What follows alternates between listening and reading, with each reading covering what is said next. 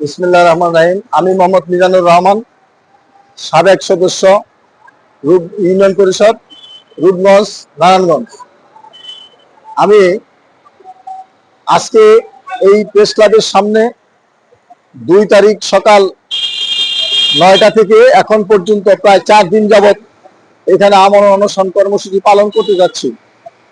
কারণ অত্যন্ত ভারাক্রান্ত হৃদয় নিয়ে আমি যখন একের পর এক দেখেছি, শুধু আমার সন্তান কেন, সারা বাংলাদেশে এরকম অনেক সন্তান রয়েছে, অনেক পিতা আমার মতো সন্তান দায়গ্রস্ত পিতা আজকে মানুষের দ্বারে দ্বারে ঘুরে যখন বাংলাদেশে কোনো কর্মসংস্থান পাচ্ছে না, অনেক শিক্ষিত বেকার আজকে বিভিন্ন আনাচে কানাচে পড়ে আছে।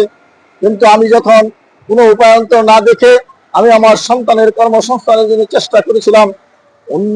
2015 সালে ঢাকা স্টামফোর্ড বিশ্ববিদ্যালয় থেকে আমার বড় ছেলে MBA কমপ্লিট করে তারপর একটা বেসরকারি কোম্পানিতে তার চাকরি হয়। কিন্তু করোনার কারণে সেই কোম্পানি বিলুপ্ত হওয়ার পর আমার ছেলে একটি বেসরকারি প্রতিষ্ঠান অর্থাৎ ব্যাংকে সিনিয়র সহকারী অফিসার হিসাবে চাকরি হয়েছিল।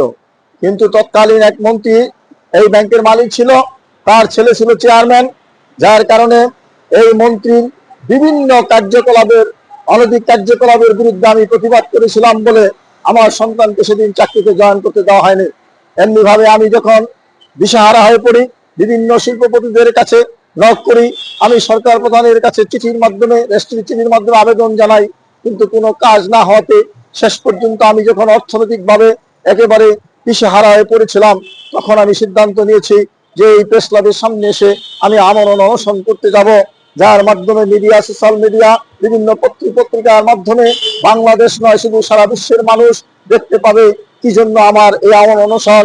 আর আজকে দেখা গেল আমি 4 দিনে আমি অনেক দুর্বল হয়ে গেছি, শুধু পানি খেয়ে জীবন যাপন করছি ভাই। অতএব আমি আর বেশি জোরে কথাও বলতে পারছি না, কিন্তু একটা কথা আমি স্পষ্ট ভাষায় বলতে পারি, যদি আগামী 72 ঘন্টার মধ্যে আমার সন্তানের কোনো বন্দোবস্ত করা না হয়, আমার দাবি দেওয়া পূরণ করা না হয়, তাহলে এইখানে আমার নিথর মৃতদেহ পড়ে থাকবে। অনেক আইন শৃঙ্খলা বাহিনীর, অনেক গোয়েন্দা বিভাগ, বিভিন্ন বিভাগ থেকে লোকজন এসেছে, আমার অ্যাড্রেস তারা রেখে দিয়েছে এবং বিভিন্ন পত্র পত্রিকা এবং সোশ্যাল মিডিয়ার লোকজন আমার কাছ থেকে অনেক লাইভ দিয়েছে। 4 দিনে অনেক লোক, অনেক সাংবাদিক ভাইয়েরা আমার সাক্ষাৎকার নিয়েছে। আমি জানি না কোনো সহৃদয়বান ব্যক্তি, কোনো সহৃদয়বান শিল্পপতি বা সরকারের প্রধানের দৃষ্টি আকর্ষণ হয়েছে কিনা। যদি না হয়ে থাকে আমি আপনাদের মাধ্যমে আকুল আবেদন জানাবো, অনতি বিলম্বে সরকারের দৃষ্টিগোচর যেন এই সংবাদটা হয় এবং যারা বিভিন্ন পদে আছেন, সরকারি আমলা থেকে শুরু করে যারা আছেন, তারা একটু দয়াশীল হয়ে আমার মতো একজন হতভাগা পিতাকে, এই বেকার যুবকের হাত থেকে মুক্ত করবেন, এই প্রত্যাশা জ্ঞাপন করছি। আমি সামাজিক সংগঠন করি, আমি সামাজিকভাবে এদেশের মানুষকে দিতে চাই, কিন্তু কিভাবে দিব? রাষ্ট্রকে দিতে চাই, রাষ্ট্র নেয়নি। সরকারকে দিতে, সরকার নেয়নি। শিল্পপতিরাও নেয়নি। আমি এই দেশের যুব সমাজের জন্য এমন একটা কাজ করেছিলাম, যেভাবে নেশাগ্রস্ত হয়ে পড়েছে আজকে 3.5 কোটি যুবক, এই যুবকদেরকে নেশার হাত থেকে মুক্ত করার জন্য আমি আলোর প্রত্যাশা নামে একটা প্রতিষ্ঠান, যেটার চেয়ারম্যান আমি, ওই প্রতিষ্ঠান স্থাপন করেছি। এইখানে 40 দিন প্রশিক্ষণ নিয়ে যে কোনো যুবক যদি নেশাগ্রস্ত হয়ে থাকে, তাকে নেশার হাত থেকে মুক্ত করা সম্ভব হয়ে যায় এবং এইভাবে আমি কিছুটা করেছি।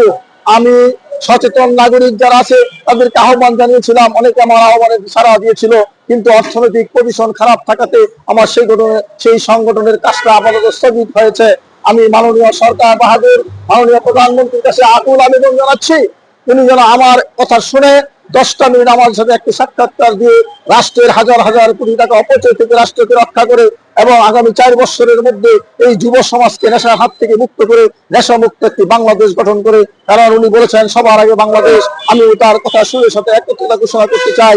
সবার আগে বাংলাদেশ গঠন করতে হলে প্রথমে যে কাজটা করতে হবে, বেকার উচ্চশিক্ষিত ব্যক্তিদের চাকরির ব্যবস্থা করতে হবে এবং মাদকাসক্তির হাত থেকে দেশকে মুক্ত করতে হবে।